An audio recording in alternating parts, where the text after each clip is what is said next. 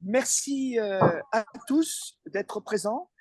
Nous avons, la SFTAG et moi-même, le plaisir, l'honneur d'accueillir le professeur Catherine Ziri, chef de service à l'Institut Cassab, professeur, et qui va nous faire une présentation sur, je cite, innovation et technologie, l'agisme influe-t-il l'accès des personnes âgées aux nouvelles approches thérapeutiques.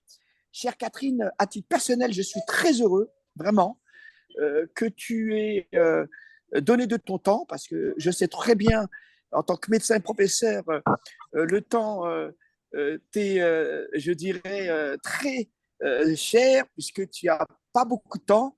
Et vraiment, je remercie que la Tunisie, que tu représentes bien, en tout cas la santé et la médecine, soit présent ce soir. Donc, juste avant de te donner la parole, ma chère Catherine, juste un petit mot sur la SFTAG pour ceux qui ne la connaissent pas. La SFTAG, c'est une société savante, c'est la Société française de technologie pour l'autonomie et la géotechnologie. Nous avons 3 missions. 1, lutter contre la fracture numérique, puisque beaucoup d'utilisateurs des technologies, personnes âgées vulnérables et personnes âgées en grande dépendance, n'ont tout simplement pas de connexion. Voilà, comme certains d'entre nous qui n'ont pas pu se connecter. La deuxième chose, nous créons une passerelle entre le monde académique et le monde de l'entreprise. Et la troisième, et ça tu le sais, c'est que nous favorisons l'essor de la francophonie sur la thématique donc de la santé et bien entendu du vieillissement. Tu en es la preuve puisque nous travaillons avec la Tunisie, le Maroc, l'Algérie, le Canada avec Nathalie Bière, Luigi Carado avec le professeur Allo en Côte d'Ivoire, etc., etc. Voilà, je suis ravi de te recevoir. Je voudrais rendre hommage à tous mes directeurs qui sont présents, mes amis professeurs et mes étudiants. Je leur donnerai la parole tout à l'heure puisque je te laisse présenter pendant 30 minutes. Et après, Damien distribuera la parole. Et ensuite, nous vous présenterons le prochain webinaire qui aura lieu en mai. C'est à toi, ma chère amie. Merci beaucoup, Abdelaziz, Damien, pour toute cette introduction. Et je remercie également beaucoup Damien et la Société française des technologies pour l'autonomie et de gérontotechnologie pour cette invitation et déjà tous les échanges préalables que nous avons eus à travers les webinaires, mais également lors de vos visites passées et tout ce qu'on peut encore échanger, on l'espère bien. Et je remercie particulièrement Damien de m'aider parce qu'aujourd'hui, je suis en situation de handicap, étant donné que j'ai eu un problème pour me brancher sur le Zoom et que je vais avoir un assistant de qualité que je remercie d'avance pour me passer à distance les diapositives.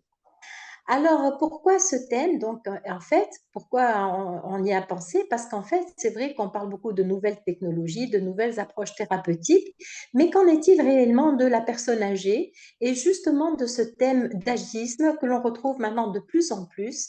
Et donc, si on pouvait peut-être faire la présentation en plein écran, s'il vous plaît. Et on va donc avancer, si vous voulez bien, les diapositives sans plus tarder. Je remercie le professeur Miri, qui est une fervente aussi participante et adhérente à votre société, de m'avoir aidé pour ce travail. Alors, on est tous convaincus qu'au cours des dernières décennies, la proportion des personnes âgées ne cesse de croître. Et ça, on le sait, que c'est à cause du déclin de la fertilité. Mais aussi... Damien, tu peux éteindre les micros, Damien, s'il te plaît? Parce que, voilà, excuse-moi, Catherine. Oui. Je t'en prie. Donc, en fait, tout le monde sait qu'au cours des dernières décennies, la proportion des personnes âgées ne cesse de croître, vu le déclin de la fertilité et surtout l'augmentation de l'espérance de vie. Et en Europe, en tout cas, ça va être, c'est vrai, ça va vraiment atteindre en 2040 le fait qu'un Européen sur 4 aura au moins 65 ans. Et déjà, on a considéré que 8% de la population mondiale en 2019 avait plus de 65 ans. Alors, je ne peux pas non plus, si on peut avancer la diapositive, s'il vous plaît, ne pas aussi aborder cette nouvelle définition de la personne âgée. Parce que, bon, c'est vrai qu'on s'en approche tous. Et s'il vous plaît, Damien, le plein écran, si c'est possible. Et donc, c'est vrai que c'est surtout la société japonaise qui a lancé les choses et je vous ai donné là la référence. Mais c'est vrai que maintenant, de plus en plus, on a tendance à reculer l'âge des personnes âgées. C'est vrai qu'avant, c'était 60 ans, puis plus que 65 ans. Et maintenant, il y a une proposition pour dire que 65, 74 ans, c'est un âge avancé. Plus de 75 ans, c'est un âge âgé. et parfois même plus de 90 ans, ça sera les personnes les plus âgées. Et tout ça, c'est parce qu'en fait, on considère que les personnes, grâce aux modifications des habitudes de vie, etc., les personnes de 65 à 75 ans sont encore souvent dynamiques selon les sociétés. Diapositive, s'il vous plaît. Donc, c'est vrai que le vieillissement de la population augmente et avec ce vieillissement, il y a aussi une prévalence des maladies chroniques, de la multimorbidité chez les personnes âgées. Et bien sûr, tout ça, c'est ce qui fait votre souci de demande de services de santé. Et ça nécessite, bien sûr, dans tous les pays, une réflexion et une évolution au niveau des systèmes de santé, tant pour les pathologies chroniques, mais aussi pour les pathologies aiguës chez les personnes âgées, que pour le développement de prévention primaire, secondaire et tertiaire, que pour le maintien de l'autonomie. Suivante, s'il vous plaît. Alors, c'est vrai qu'on doit aussi rappeler les actions de l'OMS et particulièrement à l'horizon de 2030, il y a un besoin profond et non satisfait de réadaptation dans plusieurs pays et ça intéresse toutes les tranches de la population et toutes les tranches de la vie. Et vraiment, il y a un grand effort à faire pour la réadaptation, notamment pour les personnes âgées avec justement le vieillissement dont nous venons de parler et ça doit être vraiment un objectif prioritaire de stratégie de santé prioritaire. Diapositive, s'il vous plaît. Et en fait, cette réadaptation, c'est vrai qu'elle va attirer notre attention, notre intérêt, et en particulier la réadaptation gériatrique, qui est une approche vraiment multidimensionnelle d'intervention à la fois diagnostique et thérapeutique pour optimiser la capacité fonctionnelle, promouvoir l'activité, préserver la fonction et la participation sociale chez les personnes âgées. Et bien sûr, on ajoute toujours la qualité de vie de ces personnes. Suivante. Donc, nous avons beaucoup d'impératifs d'enjeux avec nécessité de mise en place de stratégies pour une meilleure qualité, accessibilité aux soins des personnes âgées. C'est vrai qu'il y a beaucoup eu d'avancées, beaucoup de changements de paradigme, mais il reste des barrières. Et parmi ces barrières, je voulais aborder avec vous l'agisme. En fait, diapositive, s'il vous plaît, qu'est-ce que c'est que l'agisme? Diapo. De quoi est-ce qu'on parle? Eh bien, l'agisme est déjà apparu en 1969 aux États-Unis avec le gérontologue Robert Butler. Et déjà, il parlait de discrimination pour les personnes âgées. La définition du Larousse se limite à une attitude de discrimination ou de ségrégation à l'encontre des personnes âgées. L'OMS, on y revient, en 2016, avait déjà donné comme thème pour sa journée internationale des personnes âgées la prendre position contre l'agisme. Et il y a eu d'autres études qui ont montré déjà, selon une étude de l'OMS, qu'il y avait vraiment une discrimination fondée sur l'âge et même sur les actions, les pratiques et les politiques. Et puis, il a été prouvé que les personnes âgées qui ont une perception négative de leur vieillissement pourraient vivre 7,5 années de moins que celles qui ont des attitudes positives. Et donc, vous voyez que ça nous pose beaucoup de réflexions, tant dans les pays occidentaux que dans les pays orientaux. Alors, l'agisme, c'est vrai, de quoi on parle? Eh bien, on se réfère beaucoup à l'étude et au questionnaire de Palmore de 2001, qui a fait une enquête sur l'agisme et qui a essayé de développer un outil d'évaluation qui reste souvent utilisé pour établir des taux de prévalence. Vous l'avez ici exposé en 20 questions. Mais il a été reproché à cet outil de ne pas évaluer les formes graves d'agisme, ni les conséquences et l'impact de l'agisme. Mais il reste quand même utilisé. Diapo, s'il vous plaît. En 2018, il y a eu une étude multicentrique qui a été... Ah, pardon, si on peut avancer. Voilà. Donc, en 2018, une étude multicentrique a été menée sur 35 pays pendant 4 ans avec différents domaines qui ont été étudiés et ils ont essayé justement de s'intéresser là aussi à l'agisme. Et donc là, ils ont essayé de trouver les déterminants, les représentations sociales, la relation entre l'agisme et la solitude et les principaux domaines touchés. On va les voir dans la diapositive suivante. Ces principaux domaines, vous allez voir qu'ils ont été précisés. Et donc, on voit que là, on a l'agisme non seulement dans les systèmes de santé, mais aussi par rapport aux thérapeutiques des personnes âgées, dans la santé mentale, dans la démence et dans les tests neuropsychologiques notamment. Diapositive. Alors finalement, où est-ce qu'on en est aujourd'hui? Eh bien, en fait, pour ce qui concerne la détermination de la prévalence de l'agisme en cette ère de vieillissement croissant de la population, on s'aperçoit que sur une étude donc avec une revue systématique qui essaie d'étudier tous les outils pour étudier l'agisme. Sur les 25 qui avaient été répertoriés, il y en a uniquement 6 qui peuvent réellement étudier la prévalence. Et encore, on trouve qu'il reste nettement insuffisant.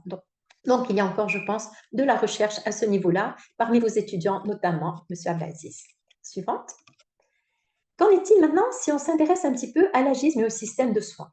Eh bien, en fait, le fait de vieillir en bonne santé peut paraître pour certains difficile dans une société agiste, parce que le vieillissement reste encore empreint d'une vision négative et avec des formes de discrimination qui ne sont pas anodines.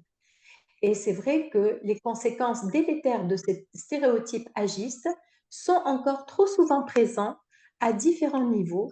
Et vraiment, on devrait essayer d'agir dans les formations que nous faisons, dans les facultés, dans les écoles de santé, en sociologie, etc., sur cet aspect-là.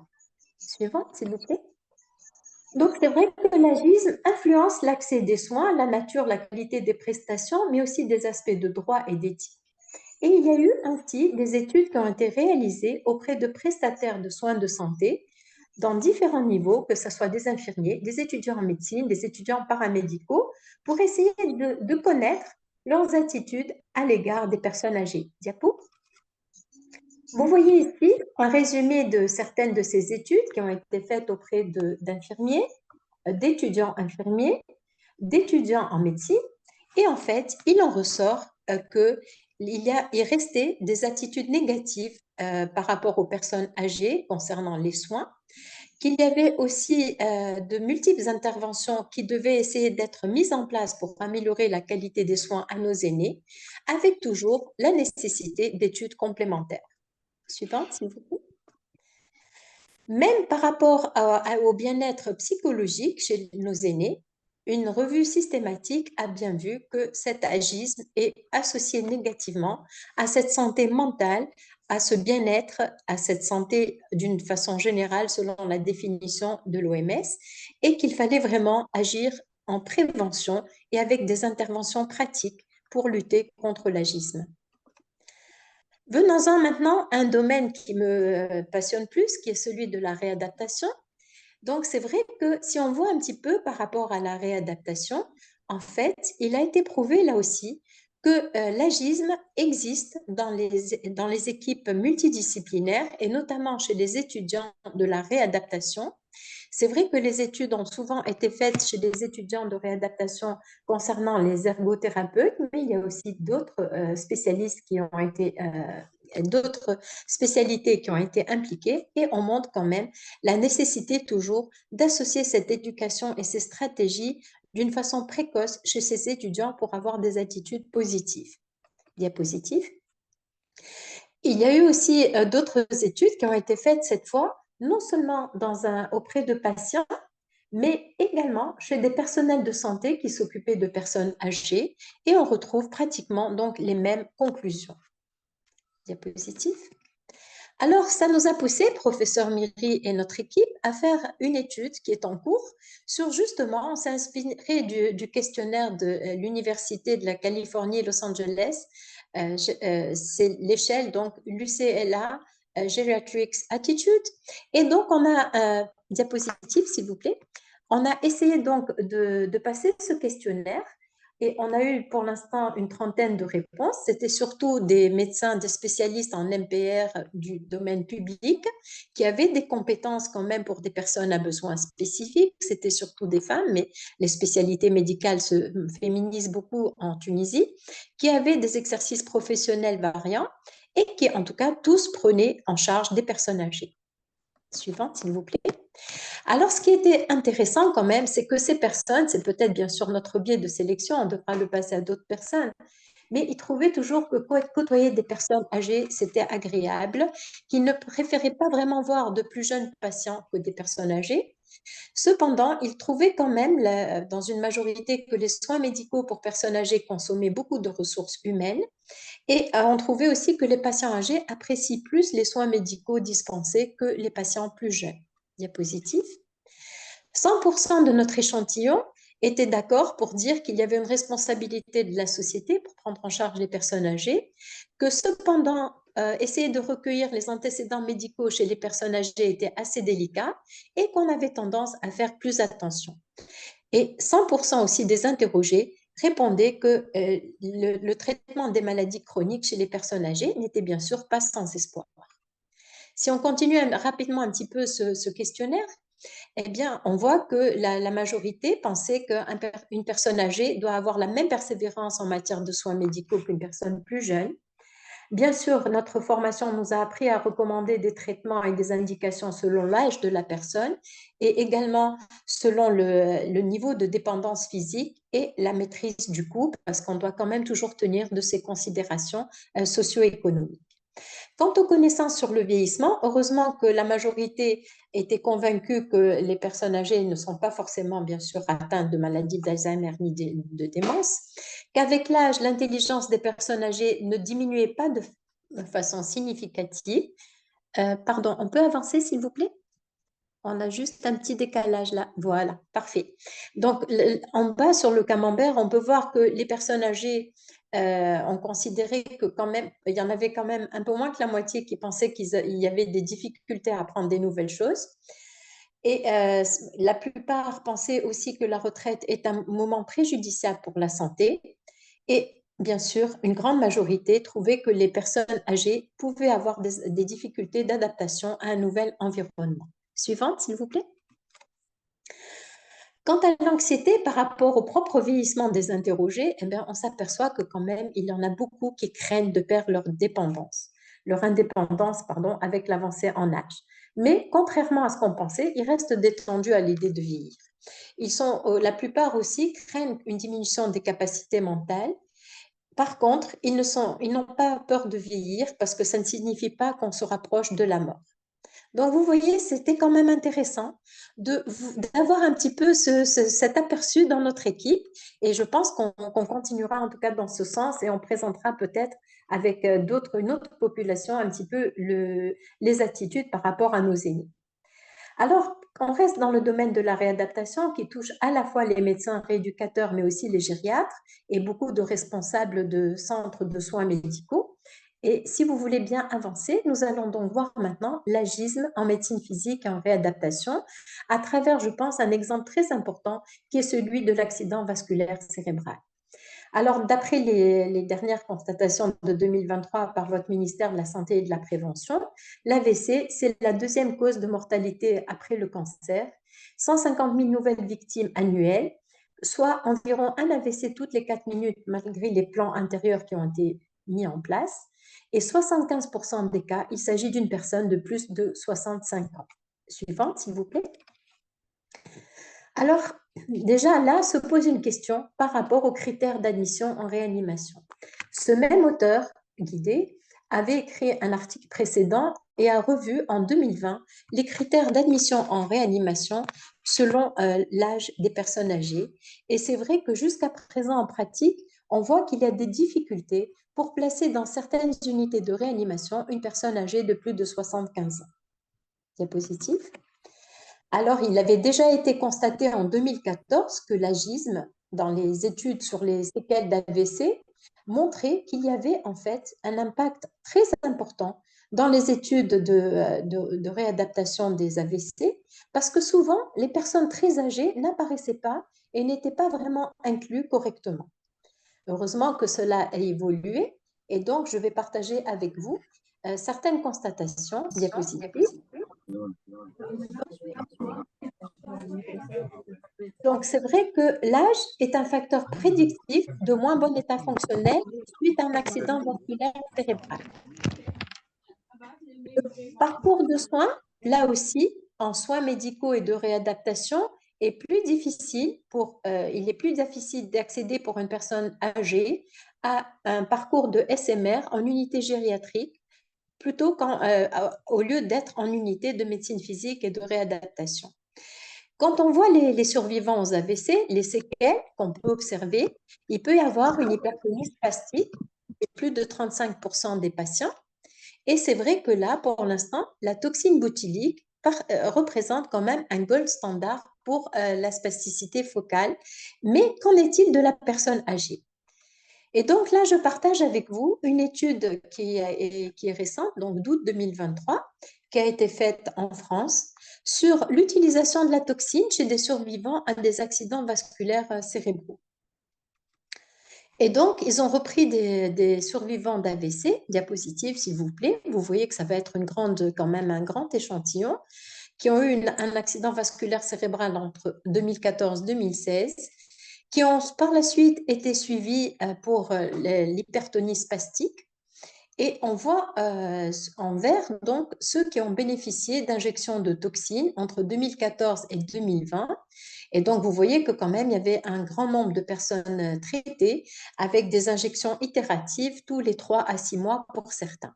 Cependant, diapositive, si on cherche maintenant à voir l'âge des patients lors de l'AVC, et également ceux qui ont bénéficié donc d'un traitement par toxine, eh bien vous voyez que sur la droite, plus l'avancée en âge est observée et moins les personnes âgées ont pu avoir une injection de toxine botulique. Cette étude a ainsi conclu que le taux de recours à la toxine est bas chez les sujets âgés de plus de 75 ans survivant à un AVC. Et donc, ils avaient proposé l'intérêt d'orienter vers une unité neurovasculaire, puis vers un SMR neurologique pour faciliter cet accès à la toxine et pour assurer une équité à l'accès aux injections de toxines. On peut avancer, s'il vous plaît, la diapositive. Donc, c'était un petit peu par rapport aux personnes âgées, les conclusions qu'avaient données les auteurs de cette étude. Diapo, s'il vous plaît. Alors, si on reprend un petit peu l'agisme et l'accès à la toxine botulique, en fait, est-ce qu'on peut parler d'agisme? En fait, si on s'aperçoit dans la littérature, il y a peu de données. Il n'y a pas de recommandation particulière pour les personnes âgées. Et malgré des indications présentes chez des personnes âgées, de même que chez la personne jeune, pour le traitement d'une spasticité focale, d'une hypertonie déformante acquise ou encore de dystonie focale, on s'aperçoit que les médecins restent encore souvent un peu timides et craintifs par rapport à ces indications chez les personnes âgées. Diapositive. Une étude rétrospective publiée en 2023 qui a étudié le traitement de l'hypertonie déformante acquise par toxine botulique dans un service de gérontologie clinique. Les critères, c'était des personnes âgées de plus de 70 ans. En fait, ils avaient 41 patients d'âge moyen de 83 ans. 63% avaient des séquelles d'accident vasculaire cérébral. Ils ont étudié le score de Goal Attainment Scale, c'est-à-dire un score qui essaie de préciser un gain fonctionnel précis dans la vie quotidienne, l'impact dans la qualité de vie, mais aussi l'appréciation de la modification des soins par les soignants. Et on s'est aperçu qu'en fait, il y avait eu 61% de cet échantillonnage, 61% de ces personnes avaient reçu une seule injection, donc vraiment ce n'est pas beaucoup, et qu'il y avait eu quand même 37% de décès dans l'année qui suivait la première injection, mais ce n'était pas dû à la toxine, mais à l'état général de la personne et à ses morbidités et comorbidités. Mais en tout cas, ce qui était intéressant, c'est qu'il y avait eu quand même présence d'un gain global, une diminution des douleurs, un gain sur les mobilités, une amélioration, une facilitation des soins de nursing et d'installation.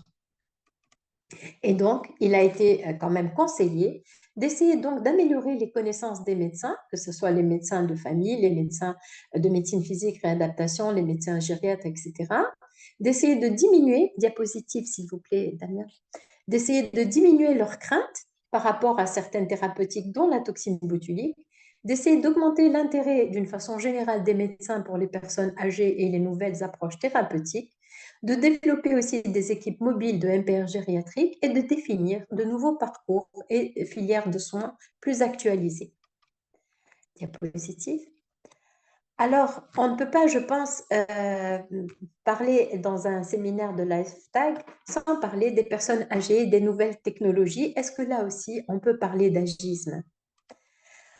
Une étude slovène a montré que l'utilisation de technologies d'assistance suite à un accident vasculaire cérébral ne montrait pas de difficultés notables chez des personnes âgées. Il s'agissait d'aides techniques variables qui associaient des technologies de déplacement comme les fauteuils roulants ou les déambulateurs, les CAN, mais aussi, et c'est ce qui est peut-être un peu plus poussé, des nouvelles technologies pour favoriser les contacts sociaux et la participation sociale, avec donc des connexions par ordinateur, tablette, téléphone, etc.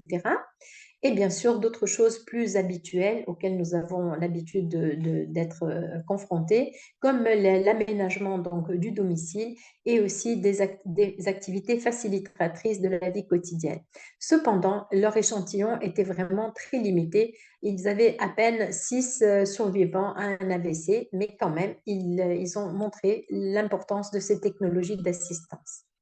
Alors, si on va maintenant vers des technologies d'assistance un peu plus modernes, il y a eu donc un article qui a montré justement l'utilisation des technologies d'assistance, mais avec l'intelligence artificielle, la connexion, concernant la réadaptation en pratique des personnes âgées. Et là, c'est vrai qu'il y a un grand nombre d'études qui ont été réalisées, et il y en a d'ailleurs de plus en plus, et qui montrent l'intérêt croissant vers ces technologies d'assistance intelligente dans le domaine de la réadaptation, qui doit être bien sûr managée, supervisée par des professionnels de la réadaptation et au bénéfice des personnes âgées, mais également de leurs familles, de leurs aidants, qu'ils soient des aidants professionnels ou des aidants naturels. Le problème qui reste posé reste encore celui justement de l'accessibilité, du coût et de la possibilité d'avoir accès à ces nouvelles technologies. Diapositive, s'il vous plaît.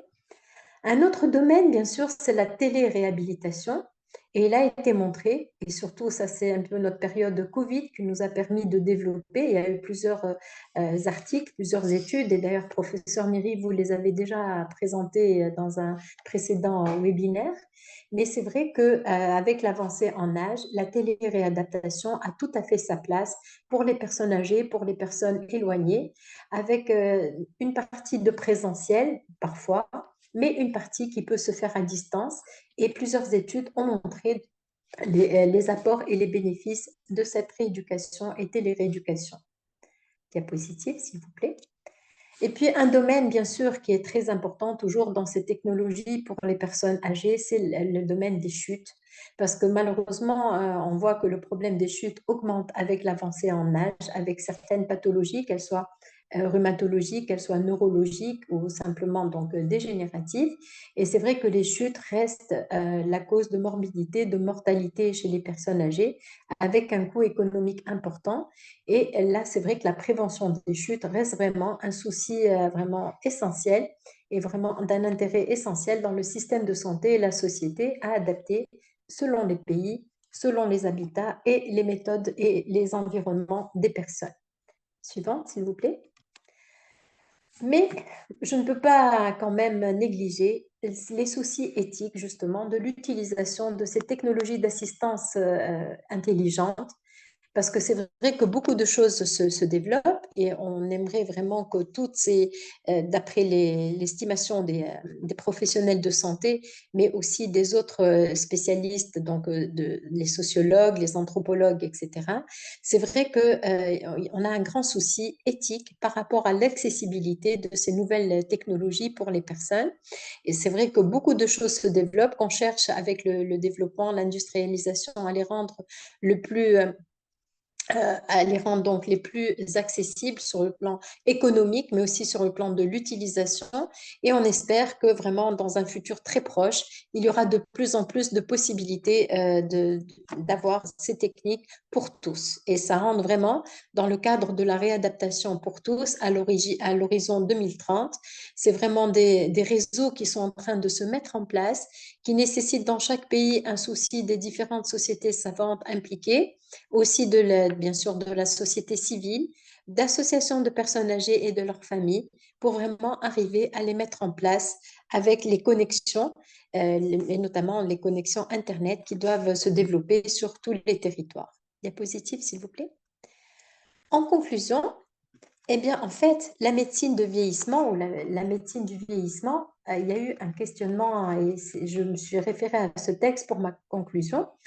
Un questionnement de Julien Vernaudon sur justement l'évolution de la gériatrie.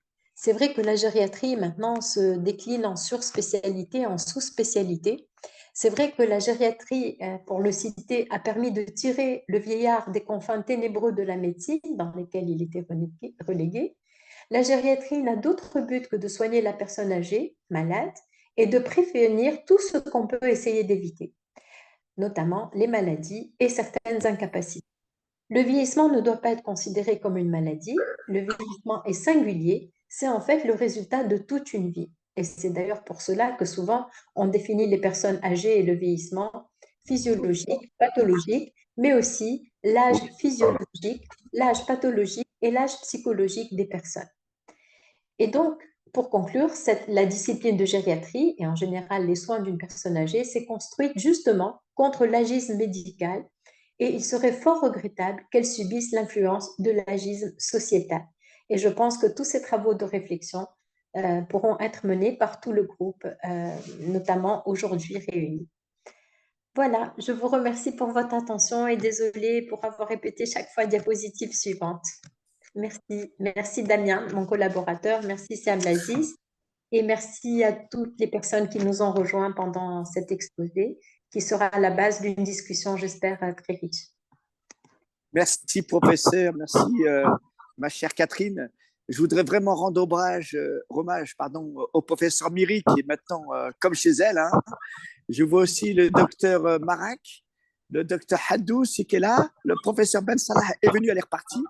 Je remercie à tous mes étudiants qui sont là, des directeurs aussi. On a des chefs de service dans le secteur sanitaire. Hein. Donc, vraiment, merci, Catherine. Tu sais, d'habitude, on a une règle à la SFTAC, une fois que la conférence est terminée, on a des questions à poser. Tu as été tellement clair que je n'ai aucune question, vraiment. Hein. Ton exposé, ah oui, oui, était clair, précis. J'aurais juste une petite observation, hein, puisque je vais t'en faire part et ensuite Damien va distribuer la parole pour, j'imagine, les questions sont nombreuses pour te les poser. Alors, mon dernier article, c'est l'apport. Alors, je veux vous l'envoyer, hein, d'accord, Catherine et au professeur Méry. Mon dernier article, c'est l'impact de l'intelligence artificielle dans la prise en charge des patients. Et on a fait une enquête avec le professeur Dimitri Voilmy, qui est malheureusement pas là ce soir. Et on s'est rendu compte, bien justement, de l'agisme, ne serait-ce que par les familles qui font une espèce de déni dans la prise en charge de leurs parents qui sont donc vulnérables ou en tout cas en grande dépendance. Et tu vois, on n'y pense pas, on pense à l'agisme comme tu l'as bien expliqué dans toutes ses composantes, mais on oublie que le premier, je dirais, parce que quand on parle d'agisme, c'est quoi? C'est une espèce de, entre guillemets, hein, de rejet de la personne âgée parce que on ne l'accepte pas. Et ça m'avait vraiment surpris. Alors, toi, à l'intérieur de l'hôpital, et ça sera ma petite observation question, est-ce que tu as constaté de la part des familles bien une espèce de rejet, mais soit partiel, mais en tout cas pendant un petit moment, parce qu'on n'accepte pas ou on fait un déni de la maladie de la personne en grande dépendance dont on a la charge. Et encore merci pour cet excellent exposé. Merci beaucoup pour ces remarques. Et c'est vrai que moi, déjà, en préparant l'exposé, ça m'a beaucoup interpellée et j'ai essayé de beaucoup analyser les réactions des uns et des autres autour de nous, tant les soignants qu'effectivement les familles. Alors, c'est vrai que, bon, j'ai pas de chiffres à donner, c'est vraiment un sentiment. C'est vrai que peut-être dans notre clientèle que nous recevons, euh, quand même, le modèle socioculturel en Tunisie fait que la personne âgée a encore une grande place dans sa famille et que beaucoup de familles, on a encore beaucoup d'aidants naturels. C'est peut-être aussi parce qu'il n'y a pas beaucoup de structures d'accueil comme celles que vous avez en France. Peut-être aussi que la Tunisie est un plus petit pays avec des distances quand même plus gérables pour les familles. Mais je pense que pour l'instant, la plupart des familles, c'est vrai que des fois, ils ont besoin d'être soulagés parce que c'est pas toujours simple. Ils ont besoin d'être guidés pour savoir eux-mêmes sur le plan ergonomique ou toutes les aides techniques d'assistance. Ils n'ont pas toujours les informations à ce niveau-là, ni les adresses, ni peut-être même des solutions simples à amener dans leur quotidien. Et je pense que ça, c'est un peu le rôle de tous les acteurs de la réadaptation. Mais pour l'instant, on est encore dans un modèle qui conserve encore beaucoup ces personnes âgées. Oui. Je ne vous entends plus. Alors, Avant de donner la parole à Damien, pardon Damien, juste pour te dire, Catherine, tu as 45 personnes qui t'ont écouté ce soir, ce qui est exceptionnel, hein. Alors, tu sais ce qu'on dit quand un webinaire dépasse les 20-30, eh bien, c'est déjà énorme. Alors là, bravo, hein. Je t'en prie, Damien. alors, pareil, j'ai pas forcément de questions, mais j'ai bien apprécié. Alors, j'ai un peu bugué parce que désolé pour à tous les participants parce que ma souris s'est éteinte en même temps que le partage. Donc, je gérais sans ma visualisation de souris, donc c'était un peu compliqué. Juste une remarque, je rejoins un commentaire de Nacera dans le chat. On parle d'agisme, de jeunisme. Ben déjà, un distinguo. Vous avez présenté justement qu'en fait, on est en train de reculer progressivement le terme de vieux. Je prends l'exemple en France. On a avant une personne âgée, c'est une personne qui est en retraite. Cependant, bah, l'âge de départ à la retraite qui est de plus en plus repoussé. On a tendance à mettre ça, on parle de bien souvent du quatrième âge, du cinquième âge, du grand âge. En fait, aujourd'hui, je pense que la réponse pour l'instant, elle va être sociétale, mais sociétale également par nos personnes âgées, mais Oui. par nos futures personnes âgées. Nous-mêmes, aujourd'hui, en fait, moi, je suis directeur d'une maison de retraite. Aujourd'hui, en fait, la technologie, de temps en temps, les personnes âgées. Mais nous, quand on sera vieux, on n'imaginera même pas ne pas avoir une connexion Wi-Fi. Alors, ce sera peut-être la 18e génération, on n'est qu'à la 5e pour l'instant, mais on s'imagine pas la connexion Wi-Fi. Là, aujourd'hui, une personne âgée, donc, de par notre appétence, nous, progressive, des futurs vieux, déjà, on va avoir des approches thérapeutiques aussi qui sont complètement différentes. À l'époque où la parole d'un médecin ne se remettait pas en doute, aujourd'hui, en fait, avec l'accès à Internet, on va se renseigner, etc. On peut avoir, je dirais aussi, nos propres raisonnements qui ont leurs limites. Attention, hein, je ne suis pas Oui, maître, oui, tout à fait. mais cet accès via les technologies, le fait qu'en fait, on ait une appétence aujourd'hui, vous demandez à une personne âgée, la technologie, elle va dire non. Vous demandez à une personne plus jeune, elle va dire oui. Voilà, je pense notamment sur des rails ou autre. Donc, c'est plus aussi, voilà, c'est vraiment une remarque où Oui. niveau sociétal, ça va beaucoup évoluer.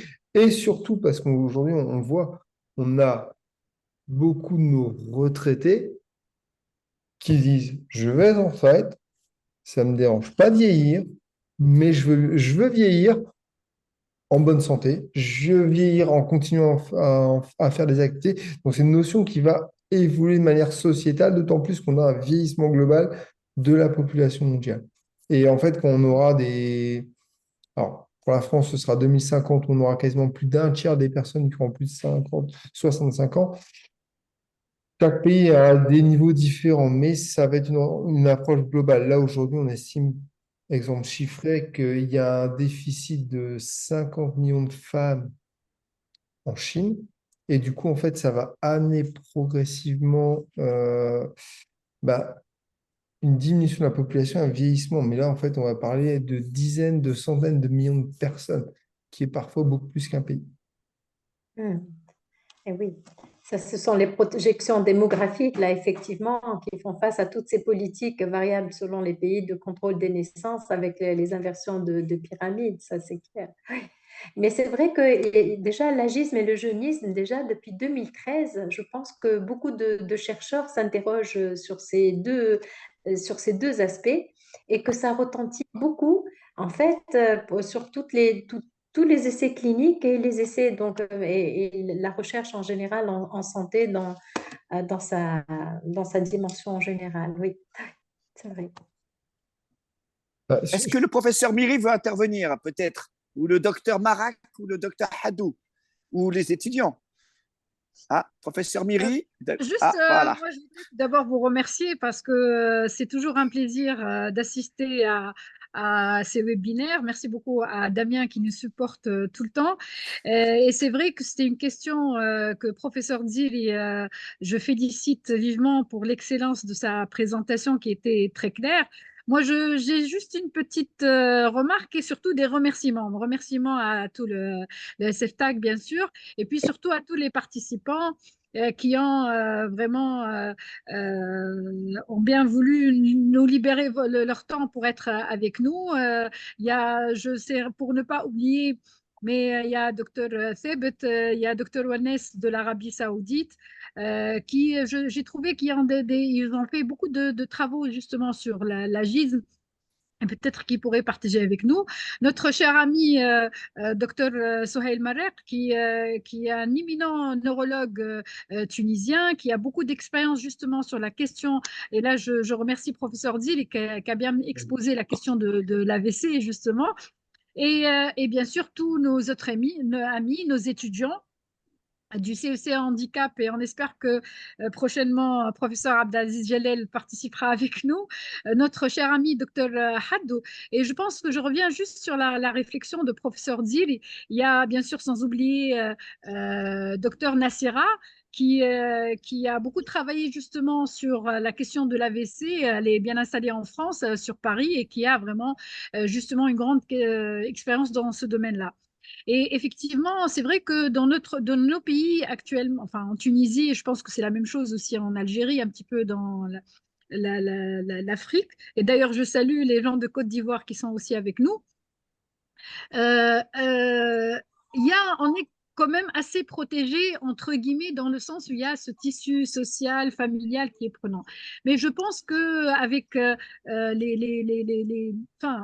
toute l'évolution, dans un sens ou dans l'autre, de nos sociétés, des exigences professionnelles, les coûts économiques, il faudrait envisager différentes structures, différentes formes de structures, que ce soit d'accueil, d'accompagnement, et pas uniquement la personne âgée, mais aussi les aidants, sur lesquels aussi il faudrait, parce qu'on commence à avoir de l'expérience avec, surtout en Tunisie, dans le sens où la plupart du temps, les aidants, c'est la famille proche, et ça fait une charge qui est énorme et qui a besoin, elle aussi, d'un accompagnement, et qui, quelque part aussi, elle subit l'agisme de par carrément, on peut assister même à des exclusions sociales tellement, et un retirement, un retrait social tellement l'impact. Donc, je pense qu'il y a toute une réflexion à mener. On espère continuer l'enquête qu'on a commencée. C'est vrai qu'il y a un petit biais du fait que c'est plutôt plus des gens qui sont sensibilisés à la question, et que peut-être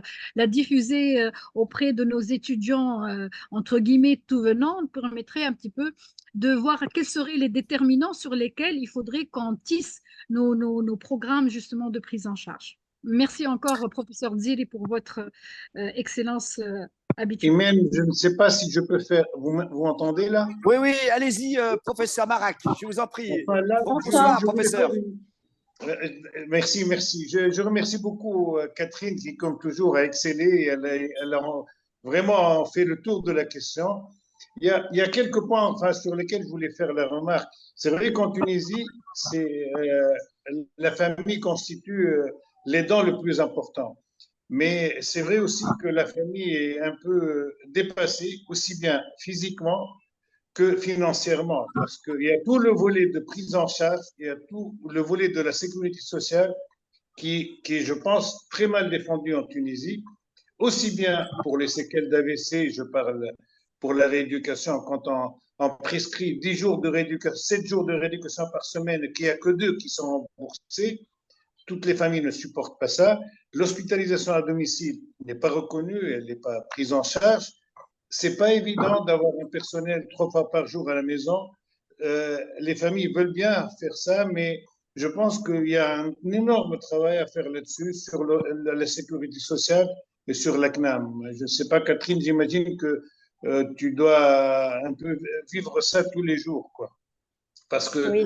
le deuxième point, c'est un dilemme, en fait, ce qui est naturel est lié à l'âge et ce qui est pathologique. Je pense que c'est très important de faire la part des choses, c'est-à-dire ne pas agresser les gens par des traitements quand on sait que ça va mener à rien, et essayer de bien prendre en charge la famille et l'aidant pour lui expliquer que ne rien donner est parfois beaucoup plus bénéfique que de donner des traitements. Et ça, c'est un point qui est très important. Maintenant, le troisième point que tu as soulevé, c'est la toxine pour l'AVC. C'est vrai qu'on n'y pense pas à 70 ans, la toxine. Mais c'est vrai que je suis certain qu'on peut rendre énormément de services là-dessus. Et là aussi, il faudra faire un travail auprès des caisses parce que je n'imagine pas que les caisses vont nous rembourser la toxine chez quelqu'un qui a 73 ans, qui a fait un AVC et qui a une main impotente et sur laquelle 2 ou 3 injections par an peuvent redonner une fonction très importante pour la vie. Je ne sais pas quels sont tes commentaires là-dessus, Catherine. Merci Je beaucoup, pense professeur, hein. Merci Oui, beaucoup et merci à tous. Sohail, je suis contente de te voir. Je t'ai aperçu tout à merci. l'heure et je remercie tout le monde parce que j'étais tellement très stressée par le passage des diapositives que j'ai pas pu voir le nom des personnes qui ont assisté. Donc vraiment bienvenue. Merci de m'avoir écouté et surtout des partages que nous avons réellement sur le terrain au quotidien. Quand on voit l'évolution démographique, en tout cas en Tunisie, avec notre pyramide qui va devenir une vraie colonne en 2034, et avec l'apparition, bon, j'en ai pas parlé aujourd'hui, de la démence et de la maladie d'Alzheimer, c'est clair qu'on se demande comment les personnes vont pouvoir faire face à cela. Déjà, on voit un petit peu pour toutes les personnes qui survivent à un AVC avec des séquelles, ce que ça nécessite comme soins pour les personnes, pour les familles, effectivement. Donc, les troubles vésico-sphinctériens, bien sûr, la gestion des changements de position, du matériel, de la rééducation, kinésithérapie, orthophonique aussi et tout. Mais je pense que quand même, il y a quand même un agisme qui se fait.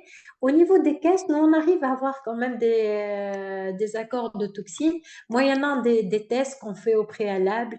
Et on essaie toujours d'insister, justement, c'est peut-être très classique pour vous qui êtes au webinaire de la SFTAG, mais franchement, c'est très important cette notion d'âge physiologique pour nous. Parce que des fois, on se trouve face à des personnes en Tunisie, on a des personnes qui sont âgées de 80 ans, qui étaient très dynamiques, qui font du vélo, qui se déplacent, qui ont leurs activités encore. Et parfois, on a aussi des personnes à l'âge déjà de 60 ans qui sont très usées par leur ancien métier ou par des comorbidités. Donc, je pense que quand même, c'est pas un agisme en tant que médecin de choisir, comme tu viens de le dire, le bon traitement à bon escient pour le patient et de C'est savoir ça. hiérarchiser quand même les besoins de nos patients pour réellement savoir qu'est-ce qui vaut le mieux. Et là aussi, des fois, peut-être qu'on a des contraintes et un petit peu des laboratoires qui insistent pour l'usage de tel ou tel produit. Non, c'est pas sur ces arguments-là. C'est vraiment sur des arguments écologiques. Je pense que maintenant, de plus en plus, on doit réfléchir en termes d'écologie, en termes d'activité de la vie quotidienne. Qu'est-ce que la personne aimerait, personne âgée, qu'est-ce qu'elle aimerait qu'on améliore chez elle sur la fonction? Des fois, ça peut être des choses simples qu'on peut avoir avec une toxine, avec un appareillage, etc. Et parfois, ça peut être d'autres prises en charge. Et donc, je pense que c'est très important à nous de quand même de lutter pour ces bonnes utilisations. Et moyennant ça, je pense que la CNAM, avec ses moyens limités, peut y arriver. Mais il faut développer en Tunisie des structures. Et il y a des développements, heureusement, de structures d'accueil temporaires ou définitives. Parce que des fois, même pour une personne qui décompense un peu, c'est important qu'il y ait des structures d'accueil de qualité pour accueillir les C'est ça. personnes âgées pour une période, pas forcément que ça soit définitif. Et donc, je pense que c'est à nous de trouver un petit peu, comme ça se fait dans chaque pays, de trouver des modèles socio-culturels et économiques adaptés, en tenant compte, bien sûr, des recommandations scientifiques, comme on a l'habitude de le faire, et des expériences qui se passent dans les pays du monde, bien sûr. Oui. Alors, Là, tu c'est vois, bonsoir. alors, J'ai pas dit alors, bonsoir à Nassira, pardon. alors Oui, c'est justement, il faudra me la présenter. Je la remercie. Ce que je voulais dire, j'étais totalement d'accord avec le docteur Marac. Bien entendu, je ne faisais pas allusion à la cellule familiale qui fait ce qu'il peut, ce qu'elle peut. Hein, je ne le remets pas en cause parce que c'est vraiment culturel, voire cultuel. Donc, en faisant référence à la famille, mais je faisais référence, comme disait, bien à tout ce dépassement que connaissent les familles, dépassé financièrement, dépassé sur la connaissance médicale, dépassé même sur l'utilisation des technologies parce qu'ils ne savent pas. Je voudrais donner la parole et merci professeur Ziri pour cette belle explication. Je voudrais, parce qu'il nous reste 5 minutes, donner la parole par courtoisie au docteur Nassera et au docteur Yaya qui me dit Kamisoko parce que Imen me dit qu'il est très actif. S'ils avaient la gentillesse en quelques minutes d'intervenir et on va laisser le professeur Ziri conclure. Alors, docteur Nassera, vous pouvez vous présenter, s'il vous plaît? avec Et plaisir. merci d'être présente. Hein. Ben, Voilà. c'est moi qui remercie mes amis de Tunisie d'avoir pensé à m'inviter. Et c'est un plaisir de les voir. Je les avais vus à Oran à 2 reprises et je les revois là. Et à chaque fois, c'est un immense bonheur de voir tout ce qui est mis en place en Tunisie. Et j'ai eu vraiment une impression franchement, je dis les choses telles que je les pense, que je vis dans un pays un peu vieillissant et c'est avec bonheur que je vois monter quelque chose de jeune, de dynamique, de beau et qui va aller loin. Une des choses qui m'est venue à l'esprit, c'est que en Tunisie, et j'espère aussi en Algérie, parce que je suis algérienne, euh, vous faites une espèce d'articulation pour la personne âgée entre la personne âgée vivant au milieu de sa famille et puis quoi faire pour éviter l'isolement, la coupure intergénérationnelle, la coupure familiale, la coupure sociétale, comme on a tendance à le voir dans les pays développés. Et ça, c'est c'est une source de souffrance. Et je vois que vous avez pris conscience qu'aujourd'hui, les personnes âgées au Maghreb, mais là, on parle de la Tunisie, sont encore entourées, protégées, etc., mais qu'il va falloir mettre en place des choses pour qu'elles ne se retrouvent pas dans les situations terribles de l'écart, de la mise au banc de la société. Et ça, c'est formidable. Après, Imen a dit tout à l'heure que c'est vrai que j'ai travaillé à Fernand-Vidal, un centre de prise en charge neuro essentiellement vasculaire, et que c'est un domaine que je connais un peu et que je me suis Beaucoup, également, exactement. et que je Le me suis modèle. également intéressée aux nouvelles technologies, et que dans le centre dans lequel je travaille principalement aujourd'hui, nous avons mis en place un programme de télé-réadaptation dont je vous parlerai dans pas longtemps, hein, à Mamet. Et je vous remercie de m'avoir invité. Mais il y a longtemps, on a fait avec Alain Yelnik un travail pour appuyer ce que vous avez dit, Catherine, on a fait avec Alain Yelnik un travail de littérature simple, hein, pas une méta-analyse ni une review, mais on avait constaté que ce qui ressortait de nos lectures, c'est que ce n'est pas l'âge civil, mais c'est l'âge physiologique qui détermine l'état de santé, et que nos conclusions étaient que les personnes âgées qui faisaient un AVC, qui étaient hospitalisées en MPR, avec des chances de récupération sur tous les plans bien meilleures que celles qui allaient dans des centres, disons, de prise en charge générale, quoi. Suite à ça, juste pour la petite histoire, nous avons reçu plein de coups de fil de familles qui avaient un parent qui avait fait un AVC, qui voulait qu'on le prenne en charge. Je ne veux pas monopoliser la parole. Je vous remercie infiniment de m'avoir invité et j'espère que je le serai pour les prochaines, parce que j'apprends beaucoup, sans Alors, compter le plaisir.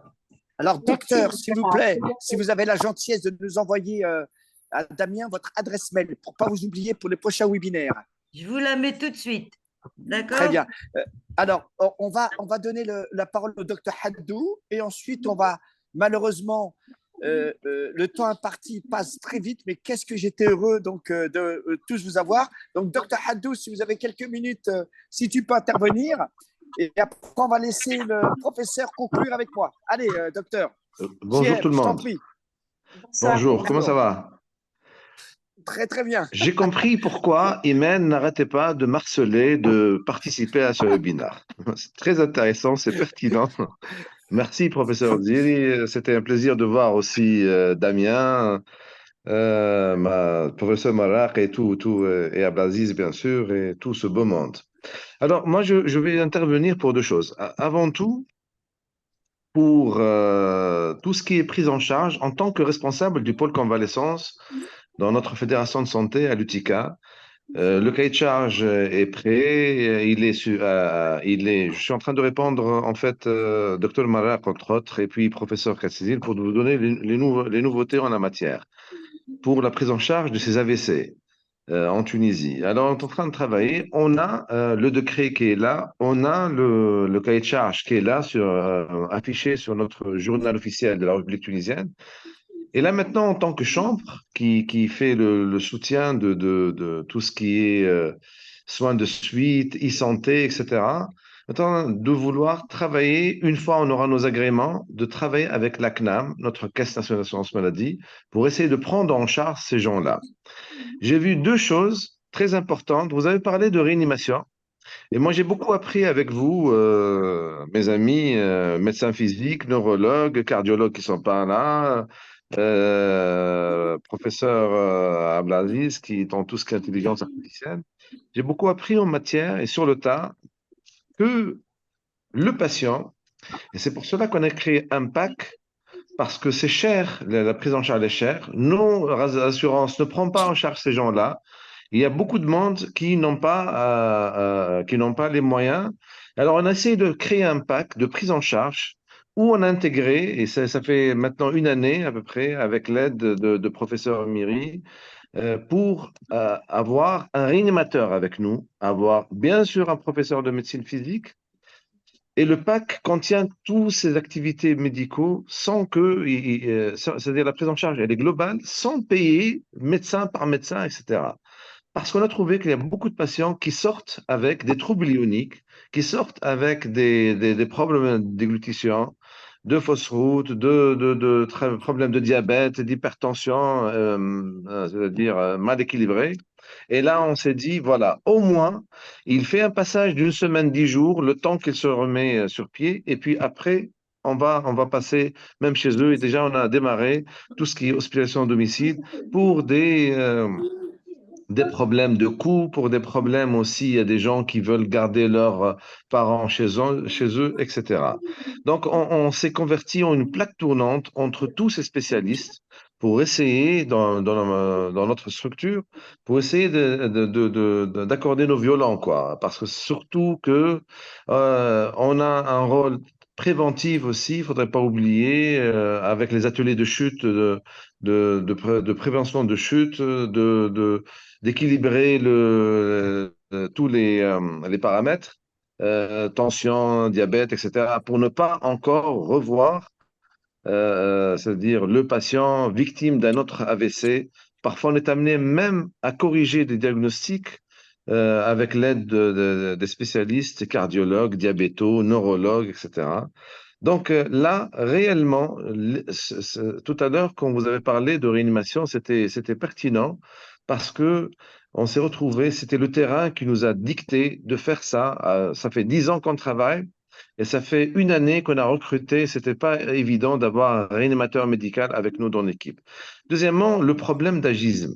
Alors, l'agisme, réellement, moi, je crois qu'il y a un truc très important, c'est qu'on n'est pas formé.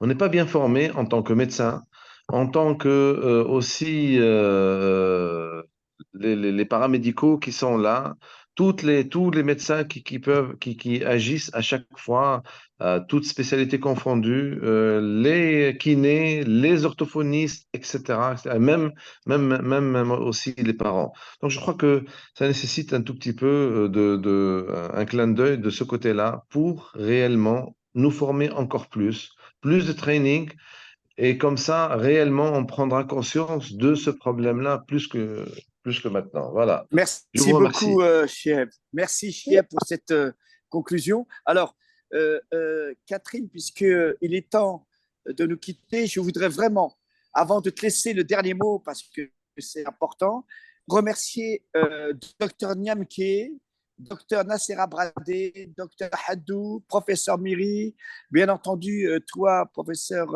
Catherine Ziri, tous mes étudiants, mes directeurs, collègues, hein, puisqu'on a, je vois Victoria qui est directrice adjointe, je vois Nadine, directrice, je vois des directeurs du champ sanitaire. Hein.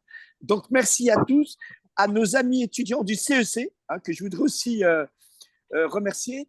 Donc, Catherine, vient donc le temps de clôturer. Je te laisse le dernier mot et je voudrais te remercier encore au nom de la SFTAG pour cet excellent exposé qui nous a vraiment tous fait plaisir au regard des messages que j'ai eus sur mon chat. Je t'en prie, Catherine. Merci beaucoup, cher Abdelaziz. Chers auditeurs, à tous mes amis qui étaient ce soir avec nous et ceux que je ne connais pas encore, mais j'espère pouvoir rencontrer.